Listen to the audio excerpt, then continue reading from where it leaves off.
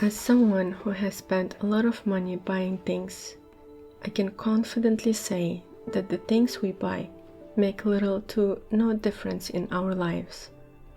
For example, having a 10-step skincare routine didn't make my skin 10 times better, and unsurprisingly, that $500 hair dryer worked more or less the same as my $30 one. And now I'm drying my hair naturally, and honestly speaking, the hair growth is much better and healthier. Makeup, skin, and clothes we wear don't change the person that we are. And the things that fill our house don't add long-lasting value to our lives. Once we realize that being materialistic is pretty surface level and a vulnerable state to be in, it makes us question what we're actually working towards. Our society focuses so much on being material rich instead of being life rich. But ever since becoming a minimalist, I've been building a life according to what true wealth means to me. On top of that list is my health, mental well-being, relationships, my time, and experiences. So today, I thought I would share with you 5 of the most important minimalist money habits that have helped me make this change in my life.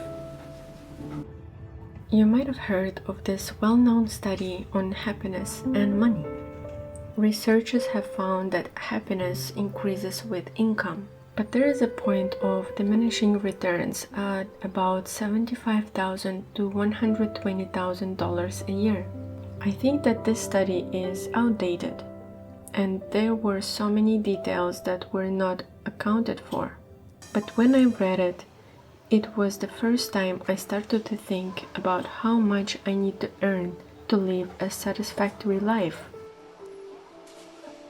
A couple of years back, I found out the hard way what my point of diminishing returns was.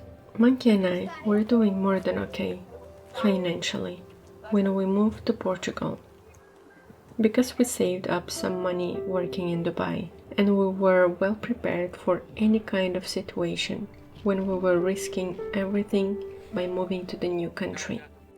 But the idea of earning more was not leaving my mind, and then we sat and discussed all the details and decided that he will be the one bringing money, since we don't require much for living a happy life. Besides, money comes and goes, but there are things in life that we cannot get back.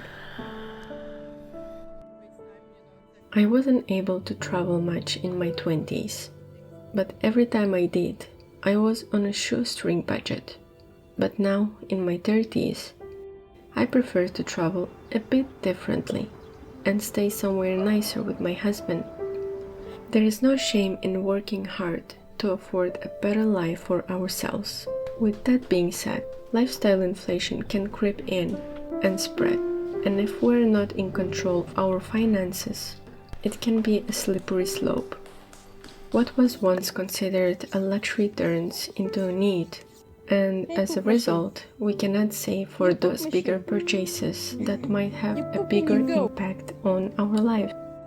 No matter how much we earn, we keep our lifestyle pretty much the same.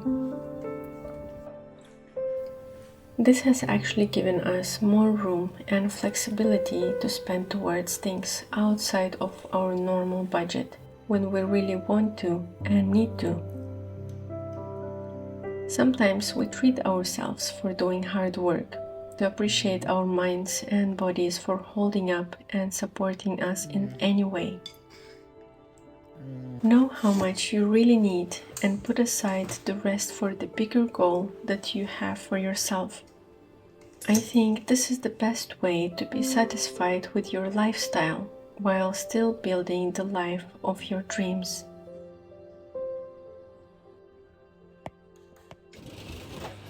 Investing our money is probably the fastest way to grow our wealth, but I think it's equally as important to invest in our well-being.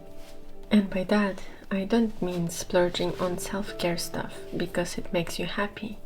No judgment at all. But what I'm talking about is buying a stand-up desk if you work from home, taking vitamins on a daily basis, or signing up for a group membership because you want to belong to a community. Growing our wealth and having a lot of money means nothing if we're not in a good mental state. There are free and simple ways that we can achieve this through getting enough sleep, exercising, having hobbies, and eating right. But sometimes it's not so simple and can be used in a way to benefit us now instead of later. I know in the beginning of the video I said that the things we buy make little to no difference in our lives. I'm not switching my narrative here, but obviously there are exceptions to this. When investing in yourself, your safety, health, and peace of mind should be a priority, and sometimes buying the right things can make the world of a difference.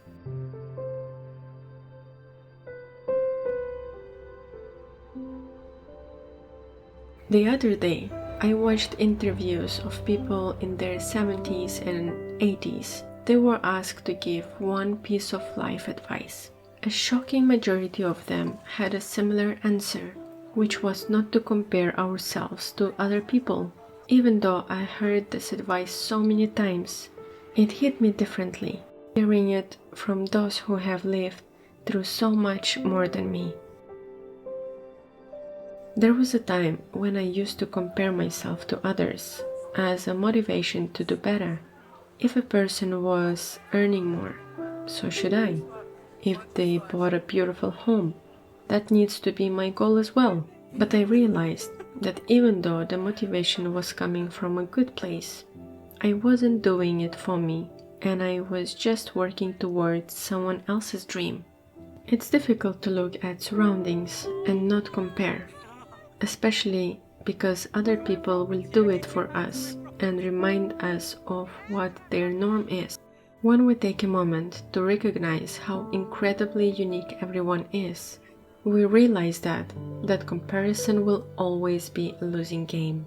In a couple of years from now, I want to look back and know that I did my best to live a life that's authentic to me. There are hundreds of decisions that we have to make every day, and because it's impossible to commit to all, we need to choose the ones that bring the most value to our lives. I have been applying the same concept to my finances, and it has made the world of a difference. Do I really want to put in time and effort for that project, extra work, or a second job? How much value will I get out of it? And is it worth what I'm giving away? When I'm purchasing something, I ask myself, is it worth the money that I'm paying for and the time I spend working for it? It just takes a few minutes to think it over, but I think it truly helps to narrow down my options every single time. This way, when I say something, it's always an enthusiastic yes. I think knowing our time and energy are worth is the first step to creating boundaries, because without it, we are directionless. So, create a short mental checklist to help you guide your decisions. Your priorities will speak loudly for themselves.